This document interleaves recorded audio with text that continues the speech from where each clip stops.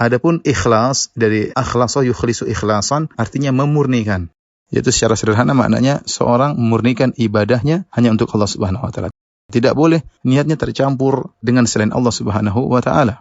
Ya, sebagaimana murninya susu yang tidak tercampur dengan setetes darah pun dan tidak tercampur dengan setitik kotoran pun, demikian juga seorang ketika beribadah kepada Allah niatnya ikhlas, murni karena Allah Subhanahu wa taala. Dia tidak mengharapkan sedikit pun pujian dari manusia, tidak mengharapkan sedikit pun sanjungan dari manusia, karena ketika dia beribadah ternyata dia berharap diakui, disanjung, dihormati, maka sungguhnya niatnya tidak ikhlas lagi. Kalau niatnya tidak ikhlas lagi, maka tidak diterima oleh Allah Subhanahu wa taala ibadahnya. Karena dalam satu hadis qudsi, Allah Subhanahu wa taala berfirman, "Ana aghnas syuraka 'ani syirk." Aku adalah zat yang paling tidak butuh dengan syarikat. Kalau bahasa kita, Allah tidak ingin diduakan, Allah tidak ingin disamakan, tidak ingin disyarikatkan. Man amila amalan asyraka fihi ma'iyya ghairi taraktuhu wa syirkahu.